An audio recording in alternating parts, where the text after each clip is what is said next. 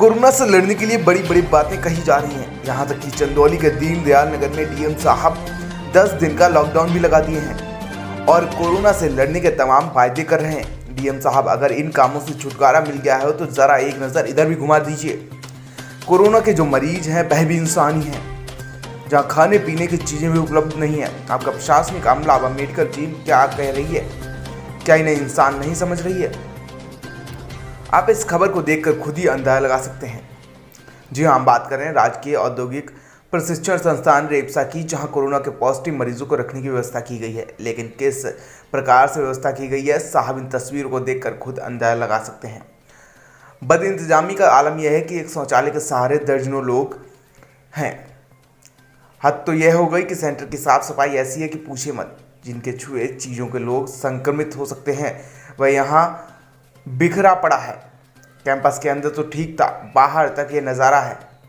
फिर ऐसे में यूपी सरकार की मंशा अगस्त तक कोरोना से जंग जीत जाएगी, सुनकर सेक चिल्ली के सपने के समान लगती है।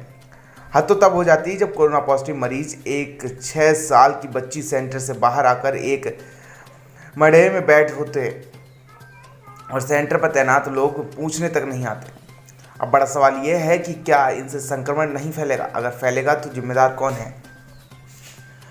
जिला चंदौली के रेवसा पॉलिटेक्निक कॉलेज में बनाए गए कोविड-19 क्वारंटाइन सेंटर की एक बड़ी लापरवाही देखने को मिली है, जहां 3 पेशेंट को हनुमानपुर पंडित दीनदयाल उपाध्याय नगर से लाए गए, जहां पिछले 3 घंटे से मरीज बाहर ही बैठे रहे। जहां सरकार लाख दावे कर रही कोरोना मुक्त देश बनाने की, वहीं मरीजों में मची अफरा तफरी की शिकायत सूचना मिलने पर पहुंचे पत्रकार। क्वारंटाइन सेंटर में सुबह से आए मरीजों के लिए बेड की व्यवस्था शाम तक नहीं हुई, जिसमें 5 साल की बच्ची और एक बूढ़ी माँ सुबह से बिना कुछ खाए पिए परेशान है। वहीं अन्य मरीजों ने बताया कि यहाँ ना टाइम से दवा मिलती है, खाने पीने को लेकर साफ सफाई एवं इससे संक्रमण से बचने के लिए सुचारू रूप से कोई व्यवस्था रेवसा पॉलिटेक्निक क्वारंटाइन सेंटर में नहीं की गई है। क्वारंटाइन सेंटर के बाहर मरीजों को एम्बुलेंस से छोड़ दिया जा रहा है, जिन्हें घंटे इंतजार करना पड़ रहा है, वहीं अपने बेड व अगले इलाज की प्रक्रिया के लिए है।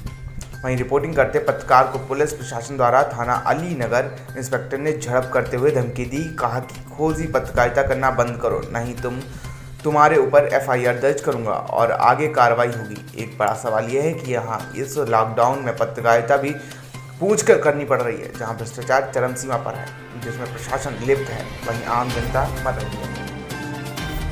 मेरा नाम है सपना अग्रहरी, मैं सिविल डिफेंस की स्टाफ मेंबर हूँ और मुझे जैसे ही पता चला कि मेरी फैमिली के साथ इस तरीके से हो रही है, ये लोग कोई ट्रीटमेंट नहीं दे रहे, कोई इलाज नहीं दे रहे, तो मुझे यहाँ पे जस्ट आना पड़ा। मैंने कौन सा रिस्क लेके आया। किनको किनको कोरोना पॉजिटिव पाया गया है? आज से 5 दिन पहले मेरे बड़े भाई साहब मिस्टर मनीष कुमार अग्रहरी जी, जो LIC स्टाफ हैं, वो कोरोना पॉजिटिव पाए गए थे, तो उनको हॉस्पिटलाइज कर लिया गया था। उसके बाद पूरी फैमिली का टेस्ट हुआ। फिर फैमिली में किसका किसका निकला अभी? टेस्ट में मेरी माता श्रीमती पुष्पा अग्रहरी, मेरी भाभी श्रीमती माया अग्रहरी और मेरी भतीजी नित्या अग्रहरी, ये लोग पॉजिटिव पाए गए हैं। और हमारे 2 ब्रदर हैं, जो कि छोटे ब्रदर हैं, वो लोग निगेटिव आए हैं, और हमारी एक छोटी भतीजी है दीक्षिता अग्रहरी, वो भी निगेटिव आए हैं। तो उन्हें, वो 3 साल की बच्ची घर पे है, उनको लेकर के वो लोग देख रेख कर। एक बच्ची भी यहाँ कोरोना पॉजिटिव पाई गई है। जी जी जी। वो कितने साल की बच्ची है? वो बच्ची 6 साल की है। 6 साल की है। अपना नाम और परिचय बताएं।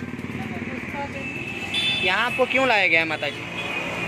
यहाँ पर इसलिए लाया गया है कि मेरा बहुत पॉजिटिव निकला है, इलाज के लिए एम्बुलेंस द्वारा हम यहाँ रेवसा में आए हैं। यहाँ बनाया गया है कोरोना सेंटर, इलाज के लिए आया। हम आज 3-4-5 घंटे से यहाँ आए हैं। न कोई व्यवस्था, न कोई दवा, न बैठने की जगह है, न बेड में जगह। तो आप लोग क्यों बाहर आके बैठी हैं? इससे में हम आकर बाहर बैठे हैं। और आपकी कोई समस्या है? मेरी समस्या है कि मेरा पैर फ्रैक्चर है, हाथ फ्रैक्चर है। तो बताइए हम 5 घंटे कैसे खड़े रह सकते हैं? 5 घंटा खड़ा होना फ्रैक्चर पैर को कितना मुश्किल। यहाँ आप यहाँ क्यों आए हैं? कोरोना चेक करवाने आए हैं कि कोरोना पॉजिटिव मिलने की वजह से? तो यहाँ आपको कब लाया गया है? जाकर इसका टेस्ट कराइए, हमको अपने आप दे, नहीं तो नहीं दे होता। हाँ, तो यहाँ क्या व्यवस्थाएं कुछ मिल रही हैं? कोई व्यवस्था नहीं मिल रहा है। वो है, जब हम आपका सहयोग करेंगे। जी, यहाँ के लोगों का यही कहना है सर कि हम समाज सेवा से बिल्कुल पीछे नहीं है। नहीं, पीछे नहीं है सर। लेकिन आप उचित हमें व्यवस्था भी नहीं सर, उचित उपचार दीजिए। हाँ, बस उचित उपचार दीजिए। और उचित उपचार दीजिए। हम पीछे हटने वाले नहीं है, हम भारतीय हैं और भारतीय साथ लोग रहेंगे, यहाँ शासन के की साथ व्यवस्था रहेंगे। के लिए, यहाँ के लोगों के लिए, यहाँ